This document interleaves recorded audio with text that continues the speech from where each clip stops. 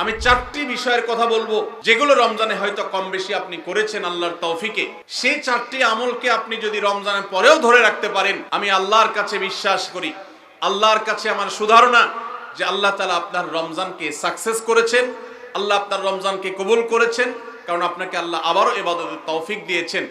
আর সেই 4টি কাজের প্রথম কাজ হলো, আমরা অনেকেই আলহামদুলিল্লাহ সারা বছর নামাজ নিয়ে অবহেলা কম বেশি করলেও রমজান মাসের সম্মানে, তাকওয়ার মাস হিসাবে, কোরআন নাজিলের মাস হিসাবে, শ্রেষ্ঠ মাস হিসাবে, ইবাদতের মৌসুম হিসাবে রমজানে অনেকেই পুরুষরা 5 ওয়াক্ত নামাজ মসজিদে গিয়ে পড়ার চেষ্টাটা করেছে। মা বোনরা ওয়াক্ত হওয়ার পর দেরি না করে তারা নিজ নিজ অবস্থানে নামাজটা আদায় করার চেষ্টা করেছে। রমজানের পরে এই 5 ওয়াক্ত নামাজ যেটা রমজান মাসে আপনি সঠিকভাবে করেছেন, এই নামাজটা যদি আপনি ধরে রাখেন, 5 ওয়াক্ত নামাজ কি শুধু রমজানের ইবাদত না রমজানের পরেরও ইবাদত? কি বলেন? 5 ওয়াক্ত নামাজ কি শুধু রমজানের ইবাদত? রমজানের পরেরও ইবাদত, পালনীয়। অতএব 5 ওয়াক্ত নামাজ যদি আপনি রমজানের পরে ধরে রাখতে পারেন, আপনার জান জীবন যেতে পারে, অনেক লস হয়ে যেতে পারে, কিন্তু ওয়াক্ত চলে যাবে আর আপনি নামাজ পড়বেন না। ইমানদারের দ্বারা এটা কল্পনা করা যায় না। কোন মুসলমানের জন্য এটা কল্পনা করা যায় না যে তিনি নামাজের ওয়াক্ত চলে যাবেন আর অবলীলায় তিনি অন্য কোনো কাজে ব্যস্ত থাকবেন। অসম্ভব। এর সাথে ইমানের সাংঘর্ষিকতা এই লেভেলের যে ওমর ইবনুল খাত্তাব রাদিয়াল্লাহু তাআলা বলেছেন, লা হাজ্জা ফিল ইসলাম লিমান তারাকাস সালাহ। যে ব্যক্তি ইচ্ছাকৃতভাবে নামাজ ছেড়ে দেয়, নামাজ ত্যাগ করে, অন্য কাজে মগ্ন থাকে, ওয়াক্ত চলে যায়, ইসলামে তার কোনো হিস্সা নাই, কোনো অংশ নাই, কোনো ভাগ নাই। সে নিজেকে মুসলিম দাবি করবার কোনো নৈতিক অধিকার নাই যে নামাজ ইচ্ছাকৃত পড়ে না, ত্যাগ করে। রমজান মাসের 5 ওয়াক্ত নামাজটা যদি আপনি সারা বছর ধরতে পারেন, এটাকে যদি আঁকড়ে ধরতে পারেন এবং ধরে রাখতে পারেন, তাহলে আপনি একটি আমলে সাকসেস। নাম্বার 2, রমজান মাসে আমরা অনেকেই আল্লাহর দেয়া তৌফিকে গুনাহ এবং পাপাচারের কাছ থেকে বেঁচে থাকার চেষ্টা করেছি। চোখের জিনা, কানের গুনাহ, হাত দ্বারা কৃত অপরাধ, নানাবিধ অপরাধ থেকে আমরা বেঁচে থাকার চেষ্টা করেছি। আল্লাহ তৌফিক দিয়েছেন। কেন? কারণ রমজান মাস তাকওয়ার মাস, গুনাহ ছাড়ার মাস, সেজন্য আমরা গুনাহ ছাড়ার চেষ্টা করেছি। এই যে রমজান মাসে আমরা পাপাচারের কাজ বর্জন করে থাকার চেষ্টা করেছি, রমজানের পরেও যদি এই চেষ্টাটাকে অব্যাহত রাখতে পারি, এটাকে যদি আমরা ধরে রাখতে পারি, ইনশাআল্লাহ আমার রমজান সাধনা সার্থক হয়েছে, আমার রমজান ইবাদত কবুল হয়েছে আল্লাহর কাছে। এটা বুঝার সবচেয়ে বড় আলামত হলো রমজানের পরেও আপনি আমল ইবাদতের পাশাপাশি গুনাহগুলো থেকে বেঁচে থাকার চেষ্টা করছেন। আপনি কোনো পাপের কাজ করতে যাচ্ছেন, মোবাইলে কোনো হারাম ভিডিও দেখতে যাচ্ছেন, হারাম কোনো বিষয় আপনি লিপ্ত হতে যাচ্ছেন, সাথে সাথে আপনার যদি আল্লাহর কথা স্মরণ হয় আর আপনি ওই হারাম থেকে নিজেকে বাঁচিয়ে রাখতে পারেন, তাহলে আপনার রমজান সাধনা সার্থক। আপনি আর কিছু না পারেন, রমজানের এই 2টি কাজ, প্রথমত 5 ওয়াক্ত নামাজ, দ্বিতীয়ত হলো যেই কোনো পাপাচার থেকে বেঁচে থাকা, এই 2টা যদি করতে পারেন তাহলে অনেকাংশেই আপনার রমজান সফল এবং সার্থক ইনশাআল্লাহ। প্রিয় ভাইরা আমার, আল্লাহ যেখানে বলেই দিয়েছেন ইন্নামা ইয়াতাকাব্বালুল্লাহু মিনাল মুত্তাকিন, আল্লাহ শুধু মুত্তাকিদেরটাই কবুল করেন।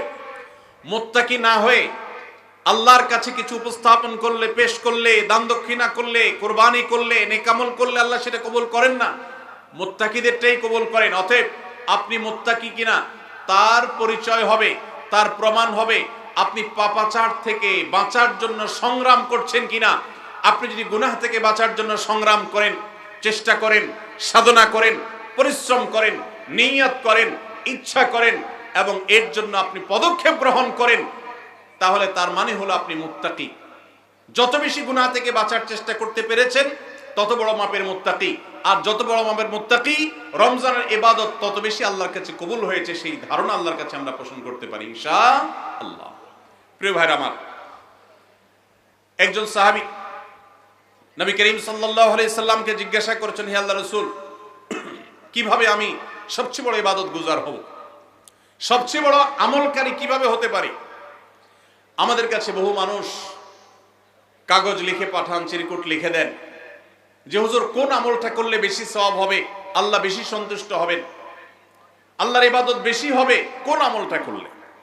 প্রিয় ভাইরা আমার, নবী করিম সাল্লাল্লাহু আলাইহি সাল্লাম বলেছেন, ইত্তাকিল মাহারিমা তাকুন আবাদান নাস। তুমি হারাম কাজ থেকে বেঁচে থাকো, অবৈধ কাজ থেকে নিজেকে বিরত রাখো, গুনাহের ধারে কাছেও যেও না, পাপাচারের পথ মারিও না। তুমি সবচেয়ে বড় ইবাদত গুজার হবে, সবচেয়ে বড় নেক আমল হতে পারবে। অনেক বেশি নফল রোজা রাখে, অনেক বেশি দোয়া দুরূদ পড়ে, অনেক বেশি কোরআন তেলাওয়াত করে, অনেক বেশি নফল দান সাদাকা করে, অনেক বেশি নফল কাজ করে, এই লোক আল্লাহর খাতা বড় ইবাদত গুজার নয়। আমাদের স্মৃতিতে ইবাদত গুজার বলতে ভেসে ওঠে সারাক্ষণ নামাজেরই ব্রত থাকা মানুষের কথা। আমাদের স্মৃতিতে ভেসে ওঠে ইবাদত গুজার মানে হলো ঘন ঘন নফল রোজা রাখা ব্যক্তির ছবি। আমাদের স্মৃতিতে ইবাদত গুজার বলতে ভেসে ওঠে যে ব্যক্তি অনেক বেশি নফল আমল, জিকির আজকার ইত্যাদিতে মাশগুল থাকে।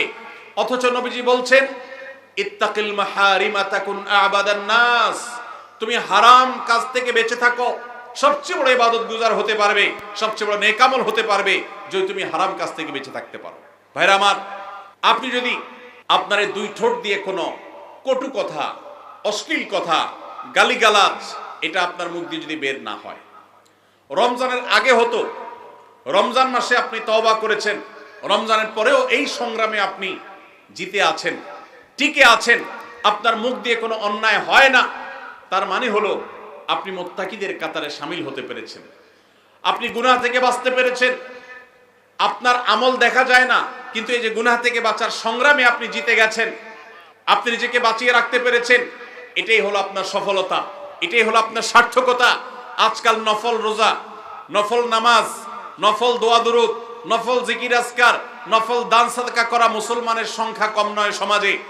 যেই মুসলমানের অভাব সেটা হলো গুনাহমুক্ত জীবন গঠন করা মুসলমানের অভাব, মুত্তাকি মানুষের অভাব, গুনাহমুক্ত মানুষের অভাব। গুনাহমুক্ত মানুষ পাওয়া যায় না। ভাইরা আমার, আমাদের চেষ্টা করতে হবে আমার হাত এবং মুখ দ্বারা কারোর অধিকার খর্ব হবে না, কারোর কষ্ট হবে না। মুসলমান তো বটে, অমুসলমানকেও কোনো কষ্ট আমি দেব না, কারোর অধিকার নষ্ট হবে না, সম্পদে কারোর হক আমি নষ্ট করব না। আমি ওয়াজ মাহফিল শুনলাম, দিন কি দিন শুনলাম, ঘন্টাকে ঘন্টা শুনলাম, শুনতে শুনতে আমি কেঁদে দিলাম।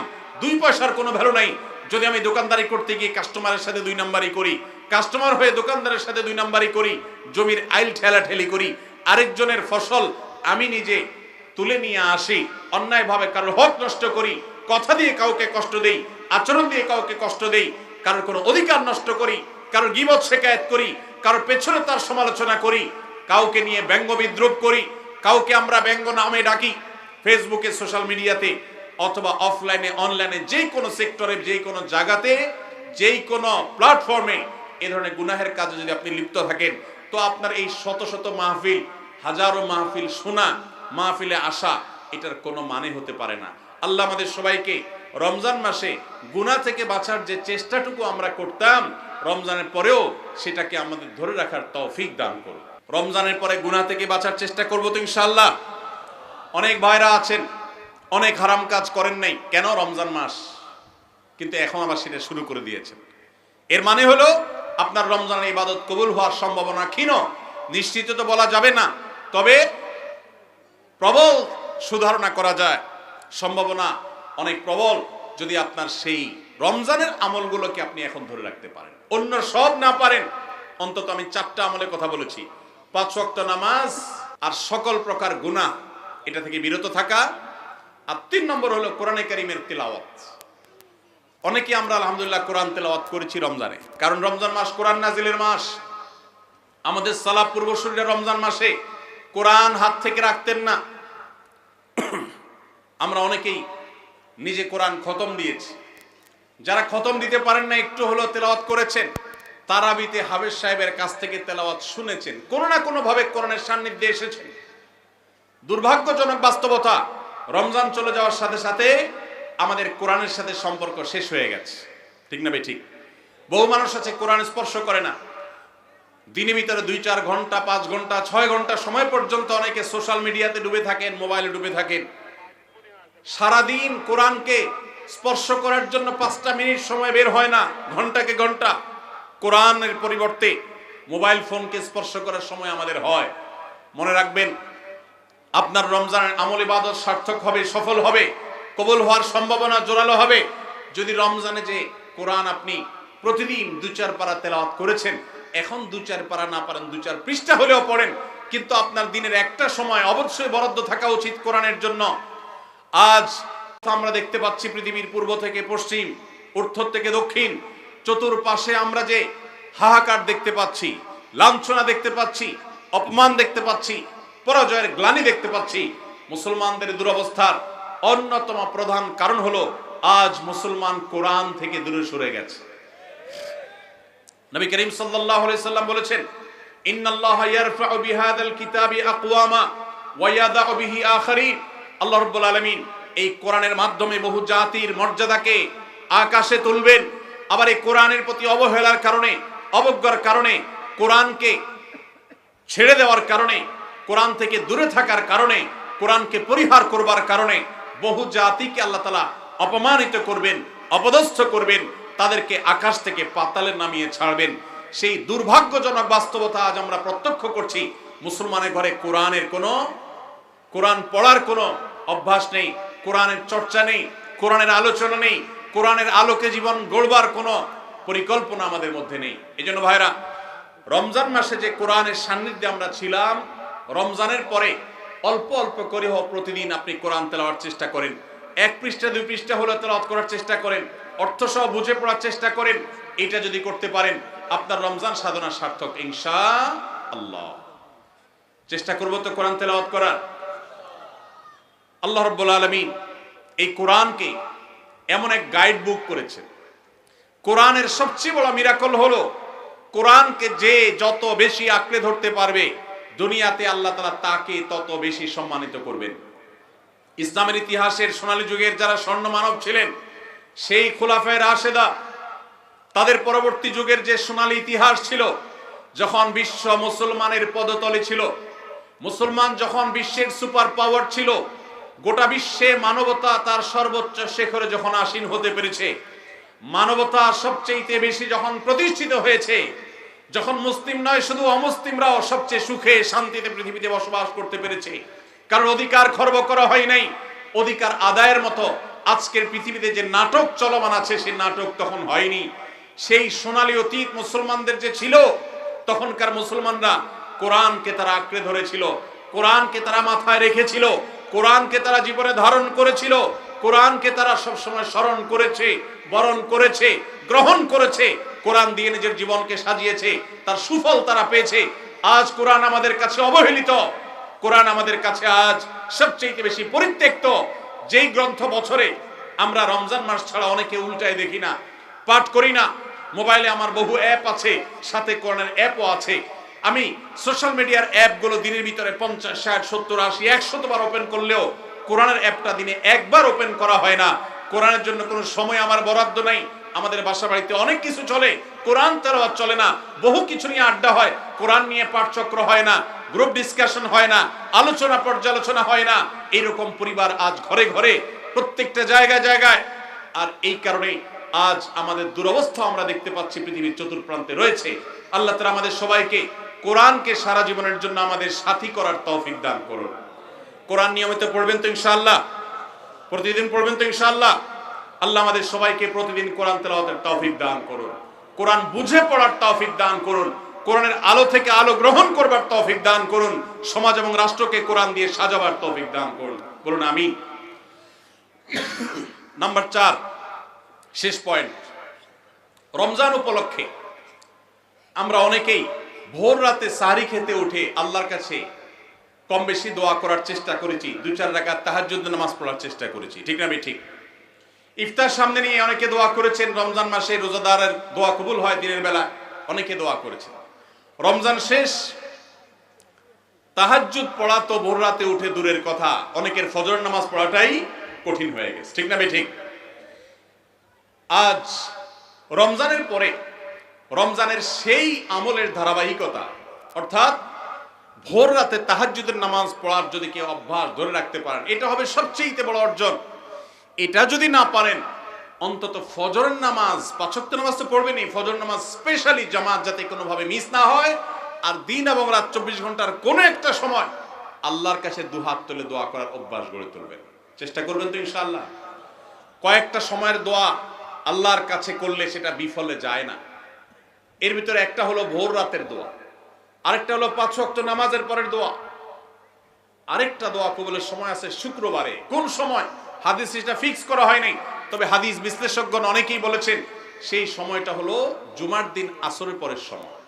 জুমার দিন আসরের পরে সূর্য ডুবার আগ পর্যন্ত আল্লাহর কাছে যদি দোয়ায় মাশগুল থাকেন, বাসা বাড়িতে আছেন, কর্মস্থলে আছেন, রাস্তাঘাটে আছেন, যেখানে যে অবস্থায় আছেন, জুমার দিন শুক্রবার বাদ আসর সূর্য ডুবার আগ পর্যন্ত দোয়া কবুলের মোক্ষম একটা সময়, অসাধ্য সাধন করবার সময়, একেবারে অসম্ভবকে সম্ভব করার সময়, আল্লাহর কাছ থেকে সবকিছু নিজের করার সময়। এই জন্য এই সময়গুলো আমরা মিস করব না। তো রমজান মাসের দোয়ার অভ্যাসটা যদি রমজানের পরে আপনি ধরে রাখতে পারেন, ব্যাস এনাফ। 5 ওয়াক্ত নামাজ, সকল প্রকার হারাম পাপাচার বর্জন, কোরআনে কারীমের তেলাওয়াত অল্প অল্প করে হলেও প্রতিদিন একটা সময় ফিক্স করে যে এই সময় কোরআন তেলাওয়াত ছাড়া কিছু করব না। ঘুম থেকে উঠে প্রথম কাজ হবে ওযু করে আমি কোরআন তেলাওয়াত করব, ফজর নামাজের পরে একটু পড়ব।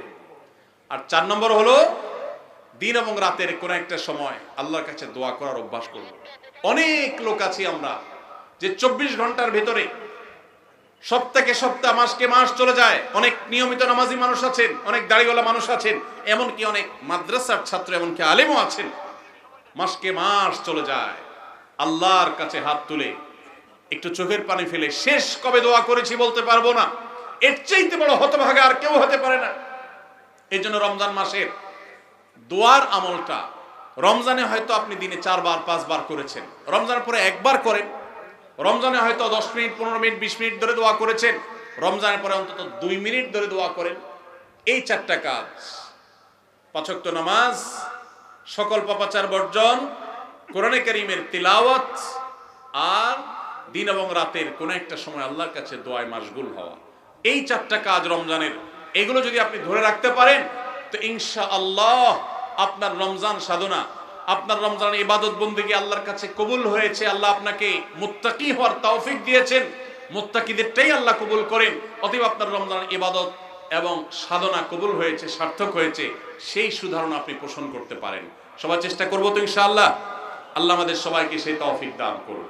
রমজান মাসের আমল এবং ইবাদত আবার রমজান আসবে, সেই জন্য তোলা না রেখে এখনো, অর্থাৎ রমজান পরবর্তী সময় আমরা করার চেষ্টা করবো ইনশাআল্লাহ। এটাই হলো পুরো আলোচনার সামারি। সবাই চেষ্টা করবো তো ইনশাআল্লাহ। আল্লাহ আমাদের সবাইকে তৌফিক দান করুন। আস-সুন্নাহ ফাউন্ডেশন, উম্মার স্বার্থে সুন্নাহর সাথে।